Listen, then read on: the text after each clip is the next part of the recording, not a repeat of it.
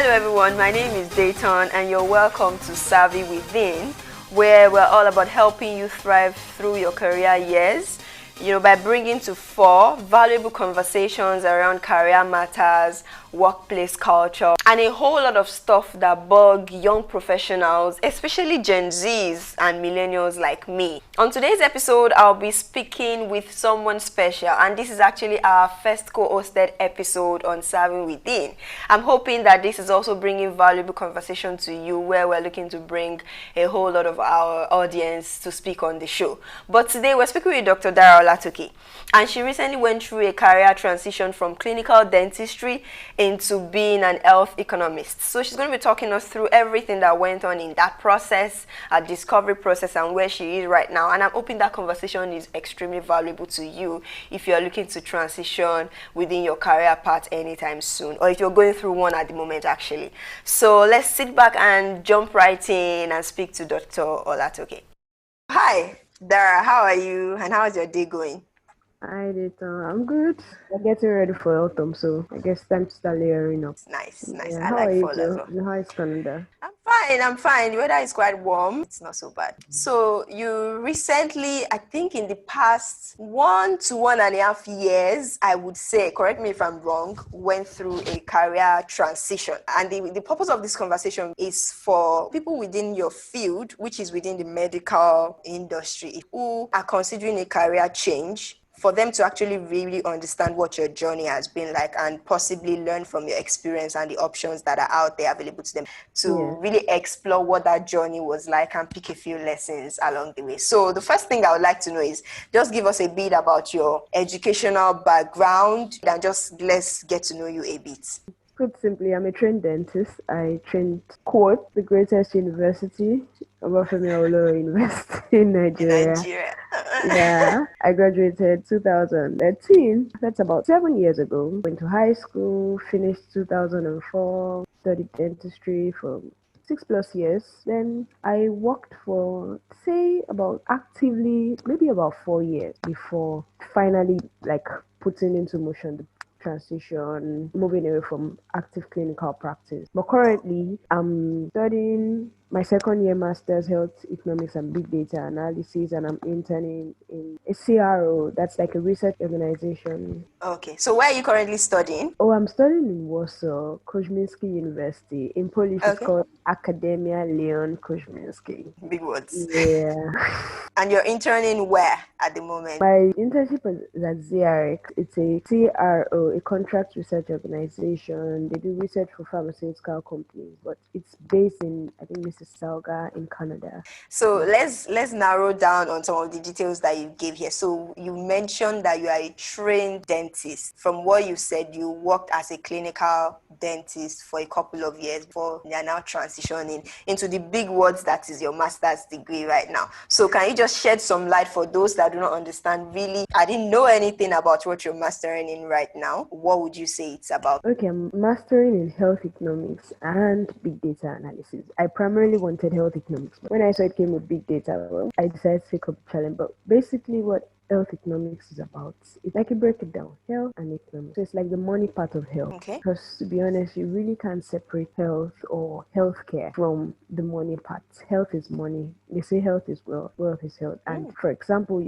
it's been obvious, for example, like this year 2020 with coronavirus and different countries and their ability to really respond to the outbreak. You've seen that it's even beyond saying that, oh, this country has the best health system in the world and all that. Then merging it with big data, we know data is like the new oil. The concept of health economics is not too new, but then I think not everybody, every country has embraced it fully. So then merging it with data is like trying to take healthcare away from the traditional way that we see and making it marketable commodity, and to also be something that even people who don't have a clinical background will be able to put their impact, and also to move healthcare forward, because it should move away from the level of you just going to the doctor's office, him taking notes with your pen.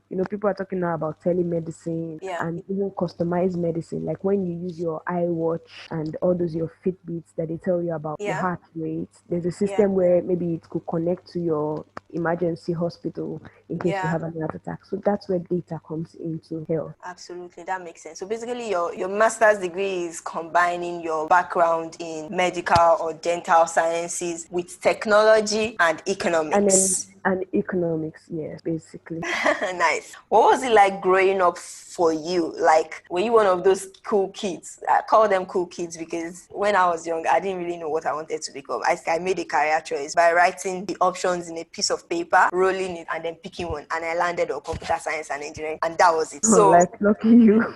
I just said, you know what? Let's just pick one up. It couldn't have worked for me. Like, I would be so worried sick because I mull over things like before I make up my mind. Yeah, I did that, but I also got tired of the decision process. So Yeah, I I had know. made up my mind, like, whatever I pick here, that's what it is. Like, I'm too young to know what I want to do right now. So We are lucky and I it stuck worked with it. out for you. If it didn't I pan out for you, I don't know what you would have done. But for yeah. me, it wasn't so well. For me, initially, it was like I may not know what I want to do, but first of all, I knew the things that I didn't want to do. Want to For example, for me, I was like, I can't do law. yeah. I crossed it. I was like, Yeah. commercial was like a 50-50 because I was like, I got lost with bookkeeping and accounting. So I was Yeah. like, Then I was good with integrated science. So I was like, okay, let me go to the sciences. Let me Yeah. see if I could do medicine. So I said, Yeah. okay. So I started nurturing the idea of medicine then. Probably also my mom, I'm sure. I think I remember a conversation when I was very young, the Nigerian family. And she's like, you're going to be a doctor. So you're going to be a doctor. And we had a cool family physician. And aside taking care of us health wise, he was quite close to my parents. We discussed with him. And he looked rich too. So I was like, "Hell." So Yeah. I really originally intended to be a medical doctor, to be an M. So I Yeah. nurtured that dream till even after high school. Then I had the 2 year hiatus, I could call it, between high school and going to the university. So I went for Yeah. pre-degree in Ife. In pre-degree, I entered with the notion of I'm going for med. Yeah. However, after the first semester, you have the opportunity of changing your course if you think you're not doing well enough. So I had an honest conversation with myself. I remember vividly by the end of the first semester, I had 64%. We didn't know what the cutoff for medicine was, but then imagine having like a cohort of about 5,000 students, and I'm sure maybe about 1,000 of them wanted to do. So I Whoa. told myself, with this 64%, Do I stand this a is not my chance? secondary school group, but this was like a bigger pond. So I had an honest conversation with myself that not to pick something lesser, but to give myself a chance. Yeah. So I then thought of doing dentistry. Then I went to meet my guardian and I told him, I said, this is what I've done. He said, you've already made your decision. I said, yes, and I filled the form. He said, well, you look like you've made up your mind. Eventually, results came out after the pre-degree program, Yeah. and the cutoff mark for medicine was 75. The Whoa. cutoff mark for dentistry was 71. Yours truly got 73%. Just in the middle. Like I was Enough for just dentistry, not enough for not medicine. enough for medicine. I had friends that got 74 and they got botany. Not to say that botany wasn't a good course or isn't, But it wasn't what they but it wasn't what wanted. they wanted. So you really just went for the option that gave you a better chance. Yeah. And for those that Basically, don't know, I mean, JAMB is like the national board exam that your regular high school students in Nigeria do write before getting into the university for whatever specialization or course that they want. Yeah, equivalent of SATs and all of that. It seems like just like I rolled the ballot and picked my course, you were also you took a limb on chance, right? And I can imagine yeah. how many young Nigerians take a chance on their career, because I still think about it right now. I was at what age when I actually had to prepare for JAM? Maybe I was 14. How do you expect a 14-year-old to make an informed career decision that's supposed to affect me for the rest of my life? You can imagine the number of people that would have had to pick something and then later realize that, oh shit, this was a bad idea. It's not for me, It's not for me, especially for someone like you who your profession is not really known to be dynamic, in my opinion. What would you say are about 3 common myths? What do people think that is true about the medical/dental part? And you say, nah, fam, this is a lie. What do you think are those 3 myths you want to like debunk right now and say, guys, that's a lie? Not like Number that. one. Well, first of all, I would say not all doctors are super smart. At least for my sake. Like, Okay. to be honest.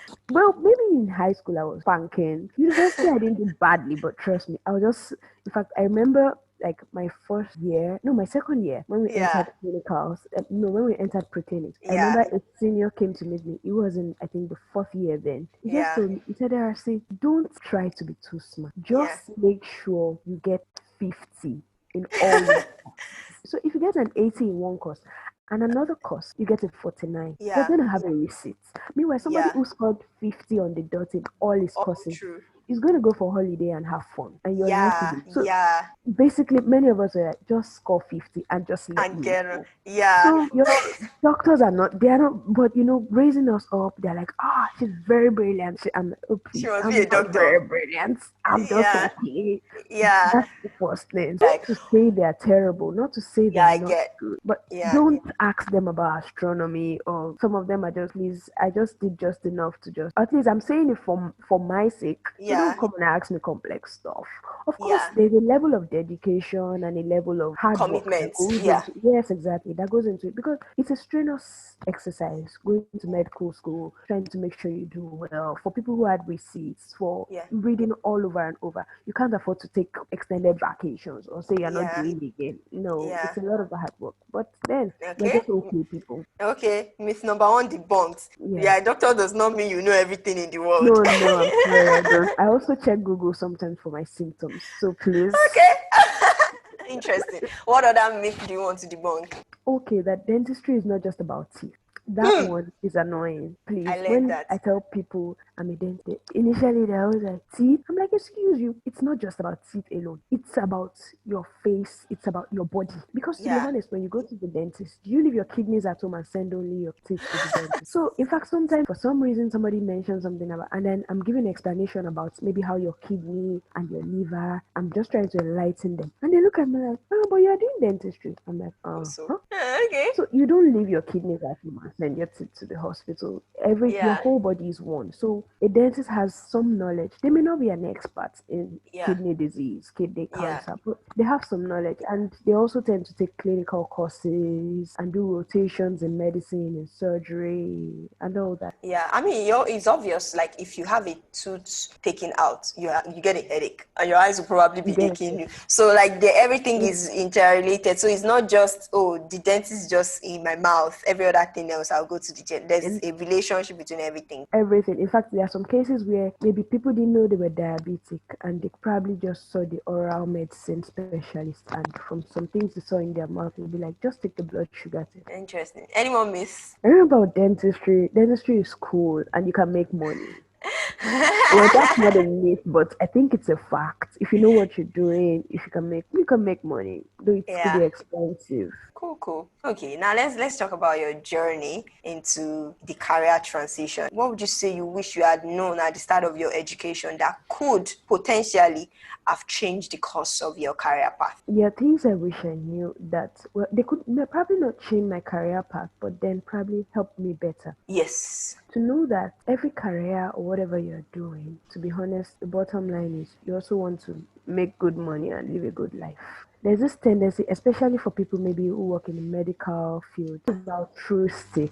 You think, I just want to take care of my patient. I just want them Yeah. fine. You want I'm them to be passionate about fine. medicine. Your passion, exactly. But do you want to go broke while doing it? You need to feed your family. You need to Yeah. look good. Nigeria is a very complex system, trust me, especially for doctors. Yeah. The system is not too fair for doctors, I must Yeah. confess. The things people went through to get an house job placements, many of my colleagues have had salaries hanging in different institutions for years. The bottom line is you should teach people when they're going into any career that this thing has to be something you can also make money from. It's not just about Profitability is has to yeah. be profitable, exactly. So maybe I really wish maybe we had some form of like business lessons, the training that we were given. How do you make your practice profitable? How do you make it viable to stand the test of time? You can't just say, I'm treating patients 24/7. Many doctors are fatigued. They work round the clock. And it's not that they're not good. They're very good. After 10 years of working, they can't decide to take a break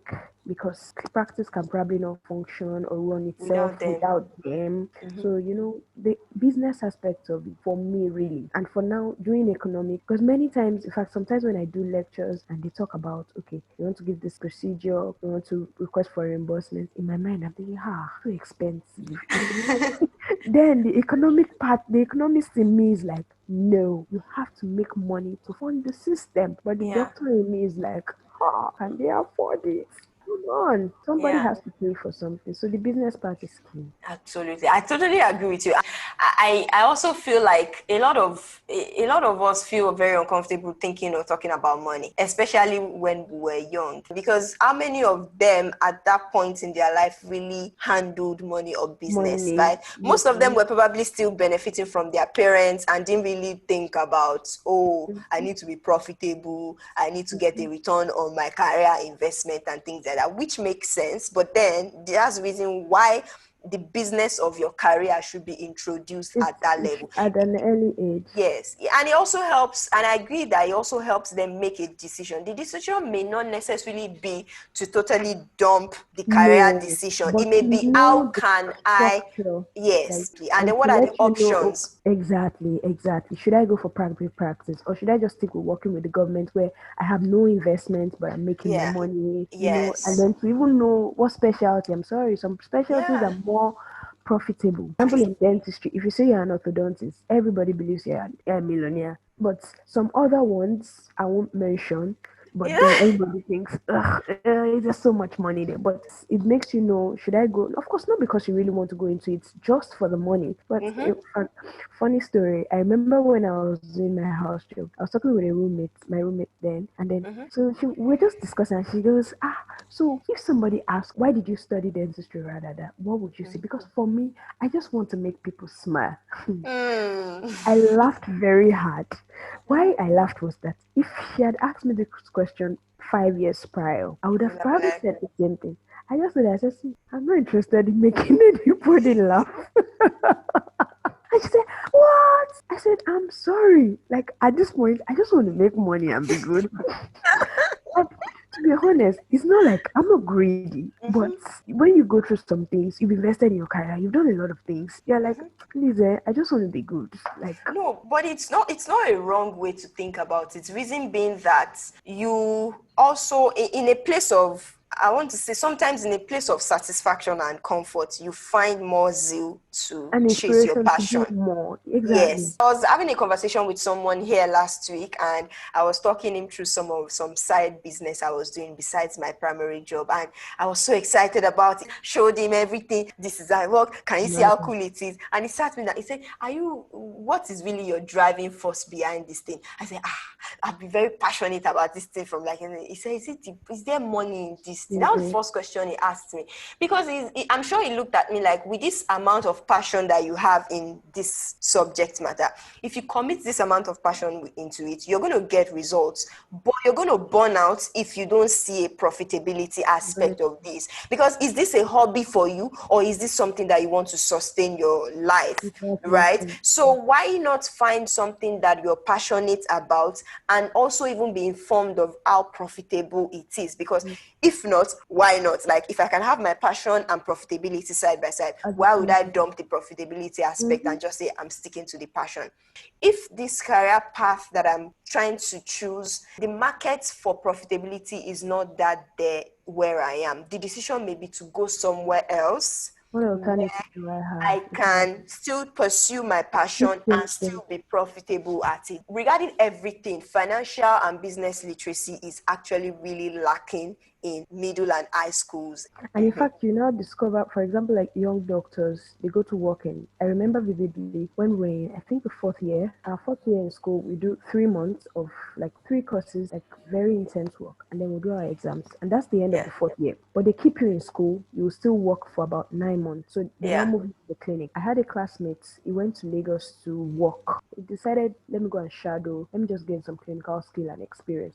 And then he yeah, came back. So I was asking yeah, him, how was Lagos and how yeah. was the private practice thing? He said it was fun. That in fact, now I can do this, I can do that, I can do. Mm-hmm. So I was like, wow, you really have fun. He said, but it's like what they teach us in school and what obtains outside. There's almost like a gap because outside the practice needs to make money. So Mm-hmm. for example, in school, it's just about infection control. In Mm-hmm. fact, it's like what we have right now with this COVID thing, and that's why the Mm-hmm. whole glove wearing, mask wearing, it's not really a big deal for probably people with clinical backgrounds. So when we're Yeah, in school, of course, you are taught as a dentist, you always have your hands with the gloves. Wash You your have to hands. examine, wash your hands. You want to examine the patient. The ideal Yeah. is to discard everything after every visit. He said when he got there, he will examine the patient, dump the gloves. Patient will go and take X-ray, use another glove. When the patient comes for the procedure, he will use another glove. The next patient. So like averagely for every patient, he was using like 3 or 4 gloves. He said at the end of the day, the head nurse just called him. Doctor, the way you're wasting gloves, it's not sustainable. That was how I use 1 glove per patient. You cannot Yeah. change your face mask after every patient. It's taken aback. That's what the owner of the business, of course, the nurse might probably not understand the background is coming from. So the owner called him and said, I know they taught you in medical school that you have to do this, but don't forget that those hospitals are run by the government. You have to make money. Like, so Yeah. you have to look for how to make sure you are not compromising You're money to efficient. save. Exactly. So he said it was such an eye opener for him. That so he had to make Absolutely. adjustments. So even for me, I can't tell you the things we had to do to make sure we just got the job done, you know. Yeah. But then those are some of the things. It's the business sense. Yeah, you need it to know how to save money for your organization, and also be creative to say, you know what, instead of us having to dump, maybe there's like a new techie, nice, Exactly. interesting way that helps us to save money while we are not Mhm. compromising on because that's creativity, thinking about efficiency. Yeah. It's also part of the profession. So what else do you think you wish you knew at the start of your education? Also probably to have taken up technology earlier and more proficiently. Because of course I know I had a laptop all through school. I know how to Yeah. use Microsoft Word, all those the basic. But then, as a clinician, the temptation is always to think that you are working mostly with human beings. But then probably because of also where we trained, most of the things were still done the traditional way of pen and paper. I remember Yeah. when I went to do my internship at National Hospital, my first posting, we got there and of course we call it clerking. When you're taking, patient comes and says, oh, what's the problem? You're writing it down. And then we had to take x-rays for the patient. And I was told, okay, this computer is what you use to take the x-ray. There's a probe attached to it. I was like, oh. I was very good at taking the manual regular x, but to take the digital one was a major problem for me. I really had to read hard, depend on people who had gone ahead, teach me. The use of technology is key, especially for medical practice and even any practice. So no matter, irrespective of whatever you study or what you do, you should Yeah. make it a priority to, okay, in this my field, what are the Yeah. technological innovations that are coming? Yeah. What Yeah. are the softwares that are Yeah. helping with it, or economics, or even architects that Yeah. can make your work better and good? Because you never know where life takes you, and you never know Absolutely. what will happen. And all the skills, for now, for example, like I'm doing big data now, I would say probably what has helped me over the years is the fact that I've tried some ways to also put myself in some difficult spaces in terms of technology. I remember when I was in school, I'm a Christian, so I was going to a fellowship. The unit I was serving then was transport, media, and commercial. So we were exposed to some media, we had softwares, Adobe, video editing. So when I got to this course, big data, of course I faced some very difficult situations, but then I just reminded myself that I've been in this kind of situations before, so I think I should be able to navigate go through. So technology for any field. I usually tell people technology has gone beyond I studied tech. It should be a lifestyle. I operate, I live, I walk, I move, I do everything Yeah, with tech, it's what we irrespective do. It's of in everywhere. is everywhere. So it's like an operational system for whatever it is that you do, irrespective. It should be Yeah. seen as like part of the basics. Technology and business, to your first point. I was having a conversation with a friend. He studied finance and accounting. Let me type in Microsoft Word kind of person and let me use Excel. And someone is explaining to him how blockchain works, which is the future of accounting or finance or whatever now. Yeah. But now they are now taking it a step further to now explain architecture of how data is stored and transferred, to explain blockchain to him. And it's like, what is data? The IT part, Internet of Things, and how they can do strategy and not eliminate technology out of strategy. When I'm talking about business strategy, technology is part of it. So now it's not getting to the point where a lot of people, the way they shine at their workplaces and everything is because of that extra tech that they have. Eventually, is that tech stuff that people will That use is to going to, identify them and not so much their yes, core competence. Yeah. exactly. Extra that you put on top of it that makes you stand out and Yeah. also makes you connect the dots. For example, you can easily have a In different fields. conversation with someone Yeah. that has a tech background and you're like, wait, let's let's solve this problem together. Yeah, and it comes from like school. For example, I know that when you were in school, to what degree did they expect you to use tech? Could you have survived school without a computer? I could have. Imagine. To a level, really, I could have. Yeah. I'm sure there were people that didn't have computers when we were in school, so they Exactly. survived and they moved on. By the time we got to school, ebooks and all that were beginning to be a thing. We had to also do PowerPoint presentations, but even at that, I'm sure some people couldn't afford it, so they probably used laptops from their friends and all that. Yeah. It wasn't like you can't come to this class if you don't have a computer. There was nothing like that. If I can go through school without needing a computer, then at what point in my career or my life would I even start getting exposed to that and the other I things remember when I started my MSc. In my mind, I just told myself, of course, I'm taking a computer, but I just told myself, this thing is too heavy. I can't be carrying it to school every day. I think for like, there was a week I told myself, no, I'm just carrying my cute bag. I need to look like a chick and do all that. Went for the first lecture. One lecturer said, okay, bring out your laptop. You need to do this. What the fuck? I didn't bring out. All right, make sure you bring it in the next lecture. The next day, I tried it again. By the third day, I just told myself, forget it. It's me and it's my a need. backpack.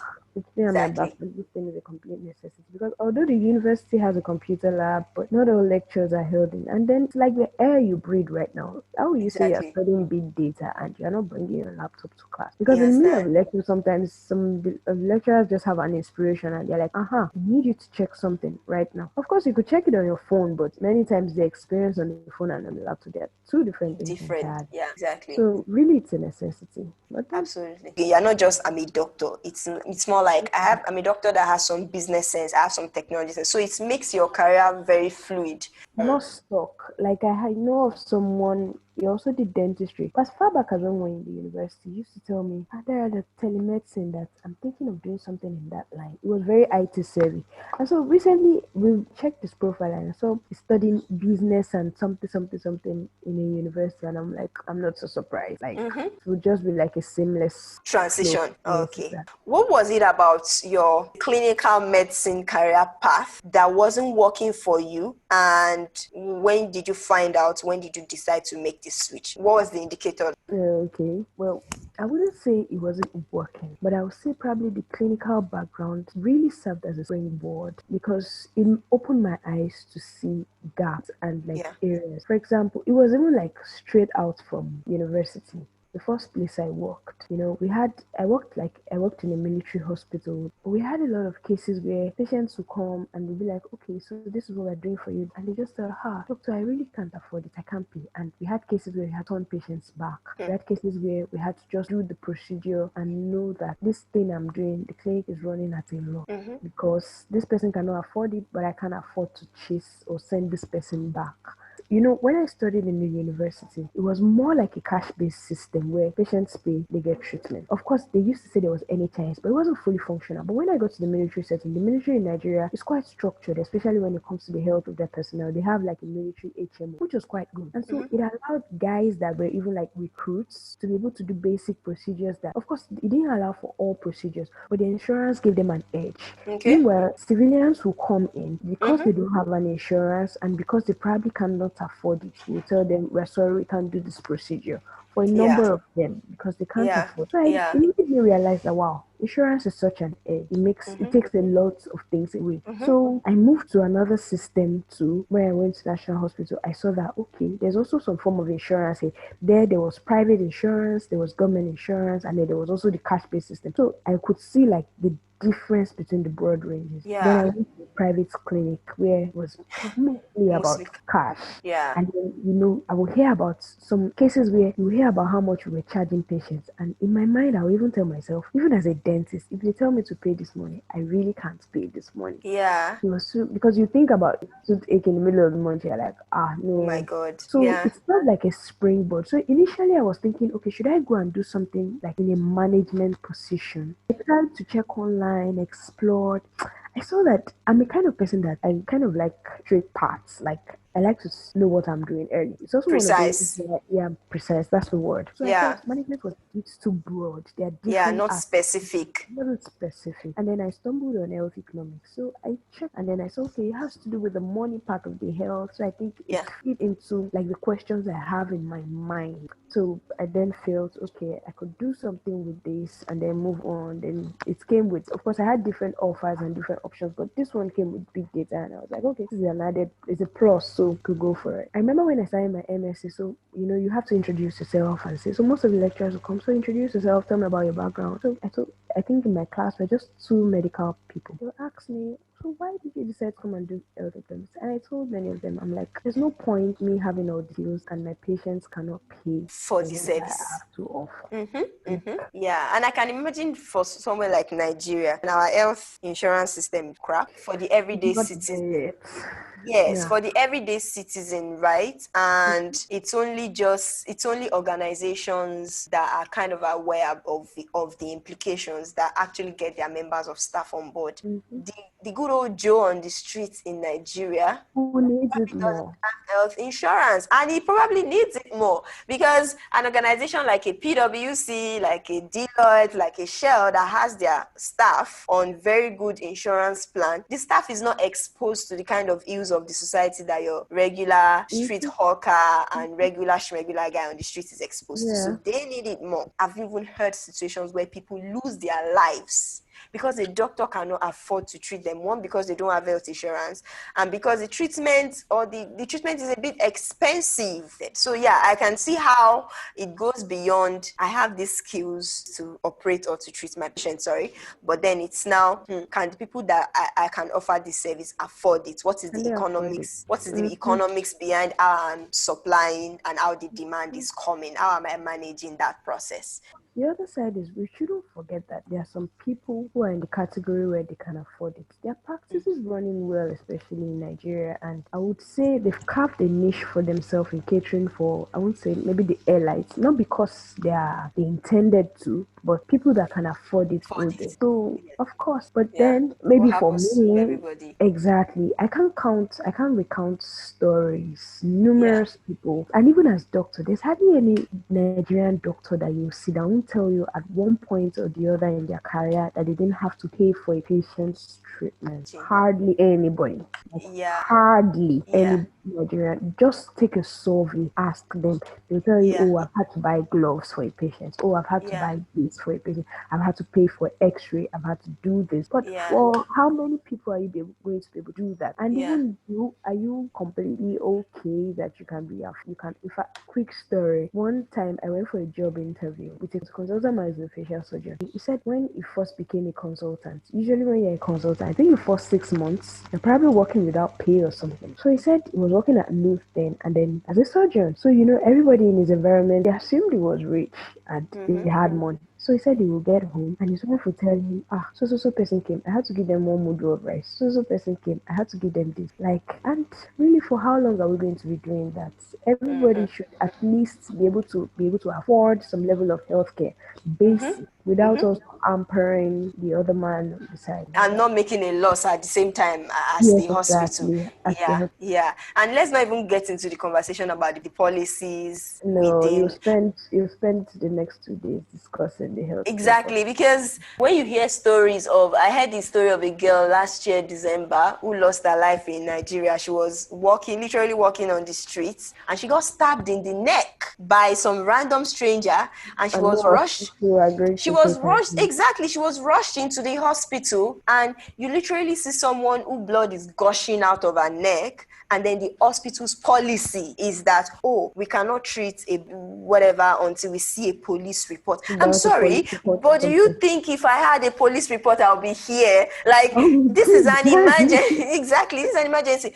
This lady lost her life in the process of them transporting her from the first hospital to maybe another hospital that would take her in without a police report. She died. She was maybe in her late 20s or something. So let's not go into this. Let's not even go there into the discussion about policies that It's a they different make. kettle of fish. Don't even try it. Yes, so it goes a long way beyond the fact that I'm a doctor, I have the spatula and the whatever, whatever Mm-hmm. to cut and to do this. Like, if the policies that, in quotes, the policy makers are putting in place are not sustainable, your spatula ain't going to do nothing. Like, You're not it's going to do anything. In fact, nothing. someone once told me, a surgeon once told a friend of mine, and was like, and okay, the friend just asked the surgeon because he works he works at the tertiary hospital as a Yeah. surgeon. And he was like, how is the practice going at the tertiary hospital? Tell me that we have a lot of patients, but they're just lying down in the ward because Yeah. we've given their families estimates of what their surgery will cost, And they and they can't can't afford it. afford it. And they So just dump them. otherwise, exactly, these people are just passing time on the hospital bed, and don't forget that the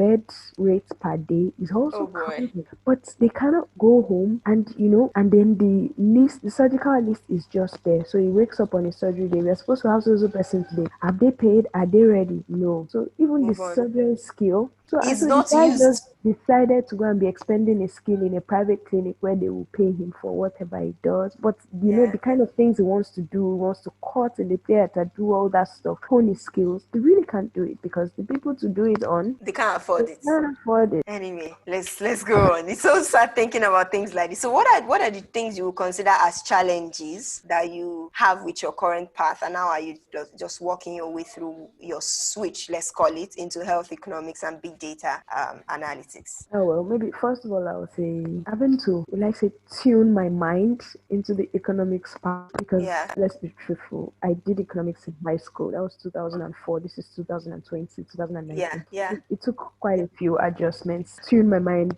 Plus, I was conversant with the news. I knew some things. Not like I was a Yeah. complete dumb, but Yeah. when you start doing a lot of finance stuff, and then I need to Yeah. start knowing about the inflationary rate and how it relates to interest rates and how it Yeah. relates to the cost. I needed to like do a lot of brushing up and all that. Then Yeah. secondly, the technical part, which involved big data, Mm-hmm. it was a challenge initially. In fact, I wouldn't.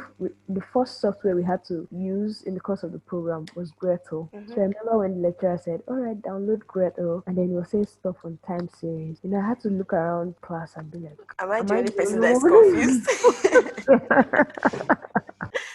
Like, but I just had to put up a brave face, like, okay, Like, let's download. yeah. I wouldn't lie, it was a struggle, that particular one. But that was the minute I just told myself, well, I'm in this to the end. So I need to literally move myself and just Yeah. get this going. So, I had to do a lot of extra work in the background. Then I Yeah. also made sure that I was asking questions from people I Yeah. felt that, okay, this person seems to know what they're doing. This Yeah. person, and then the person is also open to explaining to me. Helping. But Mm-hmm. someone I knew could accommodate my foolish questions and all Yeah. that. Also, I had to ask my lecturers a lot of questions because I paid for this course, so I can't afford to flunk and all that. Yeah. So I had to because initially in my mind I felt I'm studying health economics. But one day I told myself, I said, Dara, your course is health economics and big And big data data. like, don't get it twisted. You can't choose One from half. no, you have use the whole package. Yeah. So you just have to do the same. So Yeah. don't change yourself. So but it gets better with time, and then Yeah. you just have to expose yourself. The challenge comes with growth. Mm-hmm. Mm-hmm. So you have to just Exactly.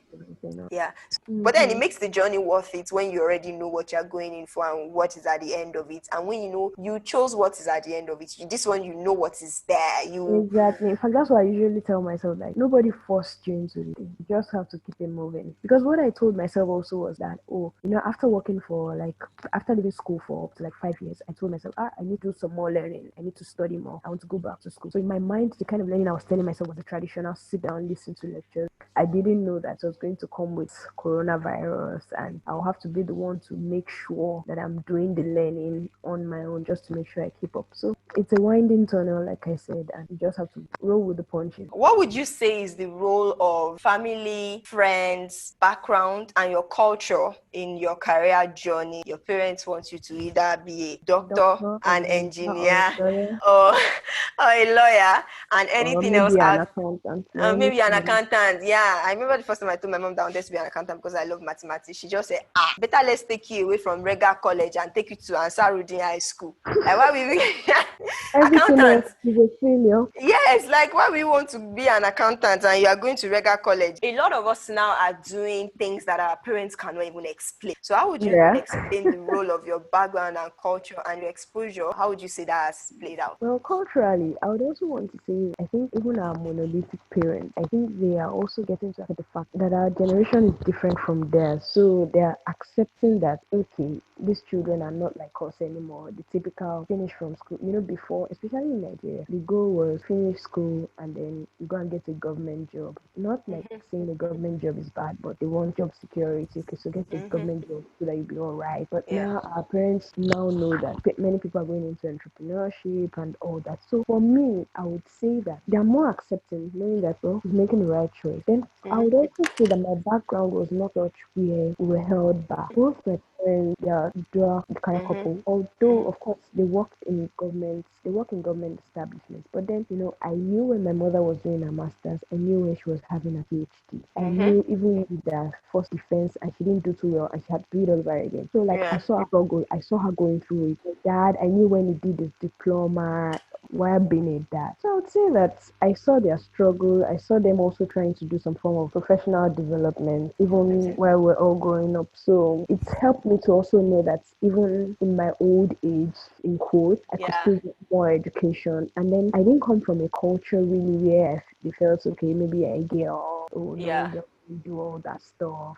In fact, Yeah. my dad's slogan is anything you tell him, he goes, it's okay. And then in terms of family, I would say they've been very supportive in terms of psychological support and different ways to help me, encourage me. For Yeah. example, like when I had to come for my MSc, I had to leave. I have a young family. We have a daughter, so I had to leave my daughter behind and my husband. And then it was not even like a close relation that had to take care of her. But I was quite confident of the person I was leaving my child with because Yeah. if it's not somebody, if you're not confident, I couldn't have taken that decision. So Yeah. family for me very key because in fact Yeah. I told like I don't want to do this thing at the expense of my family. I want to be together with my family. These are also the things that would also motivate other people, especially women in this age where people can talk more about women being the best they can be and all that. Yeah. So Yeah. know that yes, you could have a family, but it doesn't mean your whole life should be put on hold and you don't get like I usually say jokingly to myself, like my dad paid for my university education, my husband is paying for my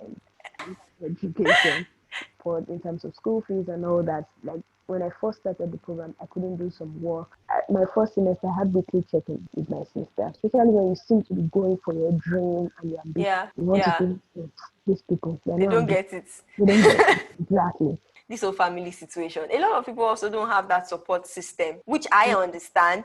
But I actually even started changing my orientation about family support when I watched a talk from Ibukun Awoshika. She's like the Poster child of their poster country. child, exactly. She's actually the chairman of First Bank of Nigeria or FBN Group, and she's the chairman of the Chair Group, I think. Yeah. So she was saying for almost 20 years of her raising a family and running a business, she had her mother-in-law living with her, raising her children. But when she saw the direction her career was going into, at that point, she had to compromise on things like no external family member will live with us. Her mother-in-law was always there to raise her children. So she had to compromise on some of the ideals that you have in your mind of, oh, power woman, I can do bad all by myself. Some people don't have parents, So but siblings. then families really make it to be. Yeah. While I was here, where I got an accommodation and all that in a house, with living with other people, with a family. Yeah. So I had the option of should I go and get another house somewhere else, maybe rent like a flat, or just keep staying where I am.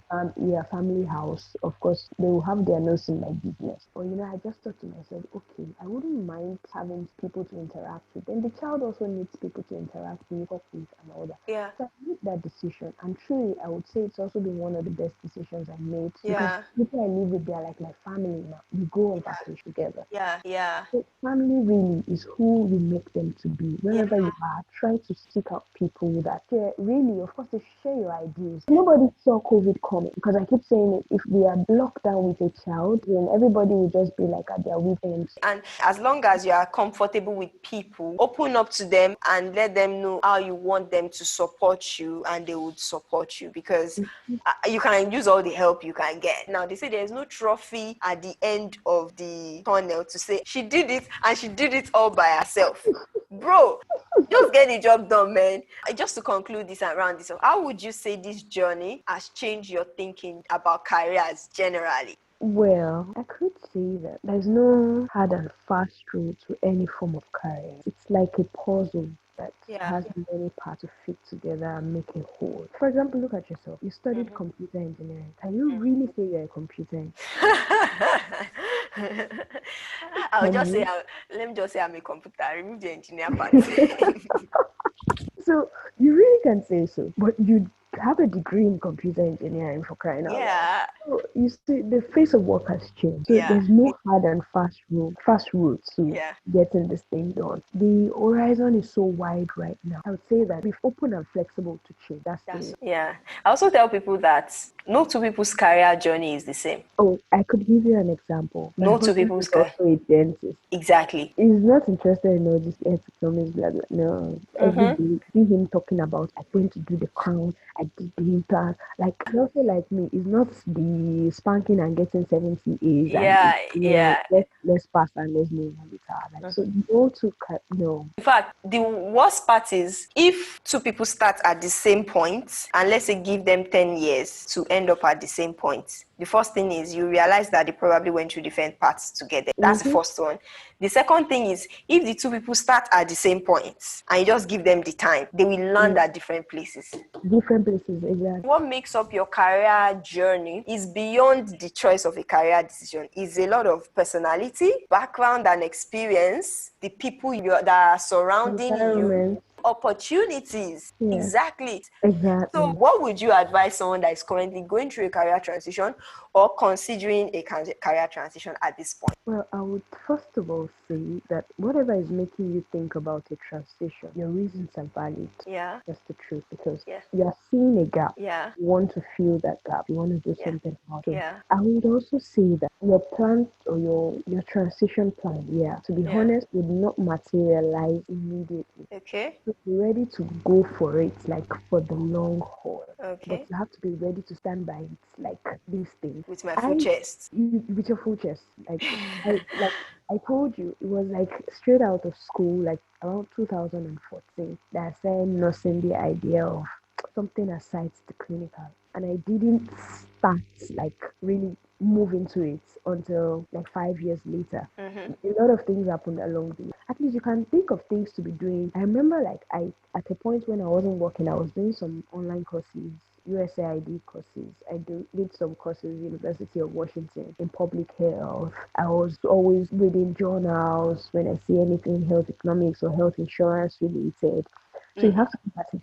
But then another thing is also a master's is not only the way to go in terms of Absolutely. the future process. Absolutely. For Absolutely. example, I was thinking initially of trying to get maybe an internship at a health insurance company or any health services company that wasn't Yeah. clinical. So that was Yeah. my initial plan. So I went around, I was submitting CVs, doing everything, knocking Yeah. doors, sending Yeah. emails, doing this. Don't close your mind as to think that you only have to do a master's. There are To many different switch. ways, yes, to switch, to get it done, Mm-hmm. many different opportunities that could arise. So, but the idea of quitting your current job, I won't That's a advise. difference. True. I was having a conversation with my school advisor this afternoon because I'm currently like on work vacation. And I was saying, wow, like I can feel what people feel when they just suddenly decide to resign their jobs and pursue their other interests. Not saying that's a bad idea, but I'm able to get this much done because I only know I have 4 days of work. So I'm Mhm. like boom, boom, boom, boom, boom. I'm doing everything. Every day is not going to be like that, man. Like No, I only have this initial traction. Trust me, if this goes on for like the next 2 weeks, I'm probably not going to be as productive. and I think the idea that you have something to go back to, So kind of already makes me feel like, okay, let me just you're maximize this time secure. and I'll go back to my job. Exactly. So I was not telling her this afternoon, like I can feel what people feel when maybe they have some time off work and they are Mm, able to do a lot more within that that- time. And they feel like, you know what, I need to resign my job. If I'm putting this much energy into And I'm my getting, yeah, yeah. and I'm getting this, then maybe I should resign my job. She was like, are you planning to resign? I said, no, I'm not planning to. I said, I'm not planning to. I'm just telling you that I feel what they feel. And it's also good that people leverage opportunities that their current jobs offer them. Because I know when I was in PwC, you have things like, okay, you can take 1 month without pay off work. You can take something like that to think, decide what you want to do, to explore some other small stuff. Yes, to test on what you want to transition into, to see what that would look like as low risk as possible. If you're not really liking the vibe, you have a job to go back. How would you guide your child in making a career decision when she gets to that point? What would you do for her that you think would be very significant? Wow. Be honest, because that's like a whole generation ahead, and I'm sure things would have really changed from even what we have right now. So, in guiding my child, I'll just let them know whatever you want to do, even if it doesn't work out. Truthfully, you can always come back to start over. You can always do it. Anywhere you are, and then don't be afraid to say, I think I'm done with this. I want to move on. Of course, you have to put some things in place as a safety net and all that, but don't be terrified to think. And I think our generation has also showed it. For example, in our parents' generation, it was a lot more of like many people doing government jobs and just enjoying my job security. Now you see people living lucrative jobs in oil doing TikTok careers. You know exactly doing TikTok careers. Which one was I seeing? And the guy said he left his job to go and open a food truck. I saw a guy recently, he's a hand model. So, and for crying out loud, he could be making it. They're doing fine. I'm doing fine. So I would tell my child, whatever you choose, even if it doesn't work out, you can always come back to very, very good. That's good for me. Don't be afraid to. A couple of people are probably also still stuck in career choices because of the fear of change. You know, I mean, change is not always easy. A lot of people will probably say, I'll now go and start all over again. It's same as me. For many of them, I think about it. Age, I'm now going to start entry level, blah blah. But I just tell myself, if not now, when? Unless you just decide that, I'm not going through this change anymore. Not now. You know, when you're 40, you want to start saying, okay, now I want to pursue this thing. Considering all the necessary scenarios and with the right amount of risk management, it's never too late to change to something that you are interested in. And the truth is also, it's important that when your moment of, let's say your eureka moment comes, like move with it. When go for it. At that point, don't dwell too much on it. So profound. Like, change is not comfortable, but then go for it, man. So this has been fun and enlightening. I'm not seeing it from being a part of the process. I'm seeing and listening to it in a retrospective form. Like, the story is always sweeter in retrospect. I say that a lot. Like, it's always nice when you hear it from beginning and say, and this, I saw this gap. But sometimes when you are going through the motions, like, it's not the most fun thing, man. Like, it's not. But I would tell the audience, I remember one time, in the midst of all this, let me do this. I was having a conversation with my husband, and he said it in Yoruba, like, I believe in you. But are you sure it's digital technologies? Because opportunities were not coming, nothing was opening up. Like, it was just as if everything was just short. This was digital technology. If I had just had said it, I don't know. I just cried and cried. And the next day, he just told me, open your phone, start checking again. He said, hey, now, yesterday is past now. We have to move on and just do what you have to do. Like, the story may sound sweet, but the journey was definitely not as rosy, which people need to be prepared for. So before we round up, there's this fun question that we're going to ask you. And I know, I don't want to do this in Nigerian Naira because I don't know, the money is not plenty. So if you had £100,000, how would you spend it and why would you spend it that way? 15% my side. Okay. I'm a child of God. Okay. Yeah, left with 85,000. Yeah, that's 15. You're really calculating. The economist in you is really putting pen to paper and doing the maths. Interesting. Get a pair of white kicks. A pair of white kicks. Yeah. Nice. What else? Without cheap in the grand scheme of things. Another 15,000 will go into my funds I'm trying to build. Investments. Yes, my investment. Okay. Then 10,000 will go into my child's education trust. Okay. And the rest I'll probably go and use it for a down payment for a house. Okay. Yeah, so serious. I'll buy some clothes. Not just the kids. Buy some vintage clothes to look neat. Like, I just want $100,000. Come on. You should look like money. You should smell like money. You enter the room and you should say money. Not that much. So the bulk of your money is going on your investment and tithe. You're very serious, so and I like you that are very realistic in terms of investing. Live a baby girl life for one night and come back to reality and go and do I my like magic. that. One last question. When you walk out of a room, what do you want people to say about you? And people had the opportunity to gossip. What do you want them to say about you? Like I'm real, like I'm the real deal. Like what you see is what you get. No, no, Genuine, original. yeah, that it really matters to me. I don't fake to make it to her, but let's see it as it is. Yeah. If it's not working, it's not working. It's not working, please. It's not. Okay. We have come to the end of the talk, and I hope this was beneficial to everyone listening. Yeah. So thank you. It was nice chatting with you and Thank learning you from for you. having me. Well, I had a great time chatting with Dara, and the most insightful thing for me was actually that in the course of our work, she was able to find an opportunity for something else that she was interested in pursuing. So that's the general rule of life. I believe that while you're diligently focused on what you're doing, you will see opportunities, and don't close your eyes to those opportunities. They could be gold mines for future career investments. I hope you picked a lesson or two. I'm going to be seeing you on another episode and an interesting thing for you to learn from. Thank you and be safe.